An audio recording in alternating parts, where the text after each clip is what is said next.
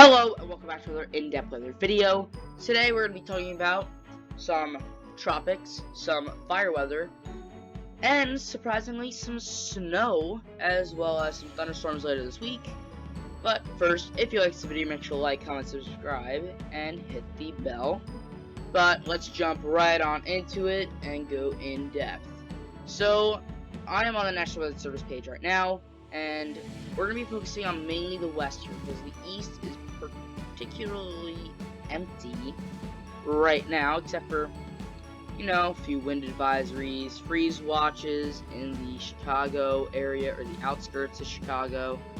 But we do have red flag warnings in Northern California. We have heat advisories in Southern California. We have air quality alerts in Central California, other sporadic red flag warnings, but we also have these frost advisories, some winter storm watches. We also have some freeze warnings, hard freeze warnings in Idaho. So we will be talking about both of those things today. We also have some wind advisories and high wind watches, which we won't be talking about today. That kind of coincides with some other things that we're going to be talking about today.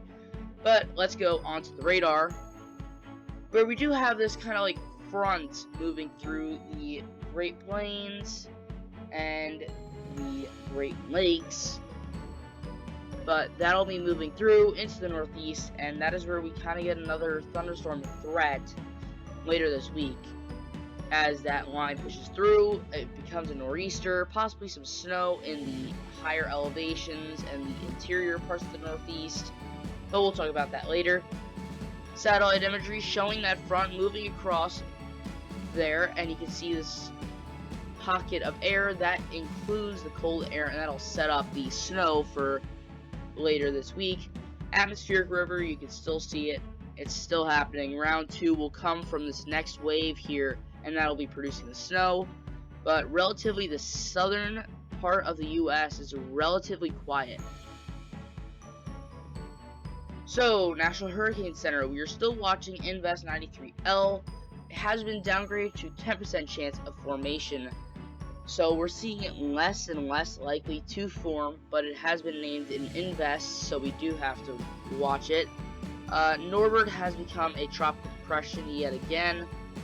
Right now has max sustained winds of 30 miles an hour. I would not be surprised if by the time you're watching this, it gets downgraded to post-tropical. But let's move on here to fire weather outlooks.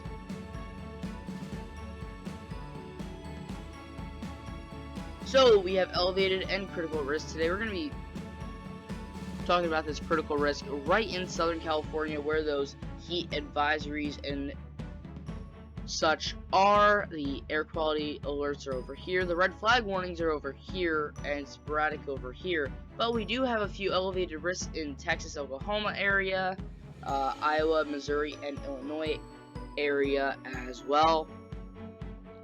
Critical risk only covers 1,151 square miles with a population of 27,000, and no major population centers are in this risk area. But the Los Angeles city itself is very close to this, so I wouldn't be surprised if there is some impacts from this in the California metro region. But let's move on here to the NAM 3-kilometer model. So we are tracking this. This is where that front comes into play. That moves across, and then eventually it ramps back up. We get this right in here. Then you get a line of thunderstorms that will impact the east. But you can see some snow in there, and possibly parts of the US could see some snow from that. But we have this little clipper system that moves down into the very northern tier of the country, bringing pretty much all snow. And let's move on to a larger range of model, and we're going to continue watching those two systems come out of the country, and then a new one coming in. So round and round and round of snow here in the interior of the Great Plains and the eastern part of the Rockies. So let's move on here to the total positive snow depth change, and you see, let's actually go back one. So, over the course of this week, not much, but still, some actually accumulating snowfall in the northern tier and interior Maine. Total accumulated precipitation shows that snow is coming in one of the more rained upon areas, more precipitation in that area. But generally, New England will be the target zone for that. The Clipper system will, of course, impact the central part of the country, and then that atmospheric river still impacting the west. Thermodynamics, we're going to go back to the NAM 3-kilometer model and look at that real quick. So, part of this is the cold, and after this cold front moves through, you can see it right there, there's much cooler air, and you can see a lot of areas going below freezing at night, and that contributes to this Clipper system getting that cool air pocket and making it available to have some snow. Now, some areas that actually have snow don't have below freezing temperatures, but that isn't uncommon. It just depends on the level of those temperatures. This is at 2 meters. So, 2 meters, that's about like 5 to 8 feet. So, you could definitely have some of these areas that have 35, 37, 33 have temperatures below freezing just above that lower layer, and the snow does not have time to melt, making it snow. But as that cold front moves across the US, we definitely get much cooler air all across the northern part of the country.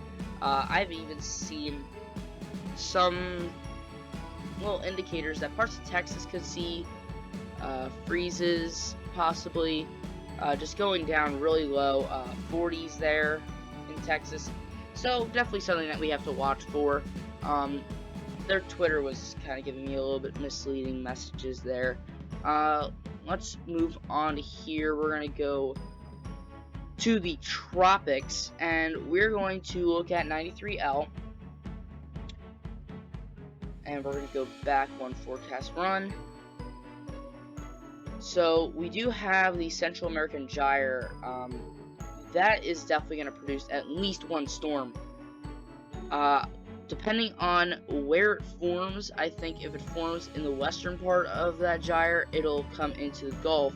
But right now, the GFS is showing something coming out of the eastern part of the gyre and impacting the New England region with a pretty significant storm before it goes extratropical.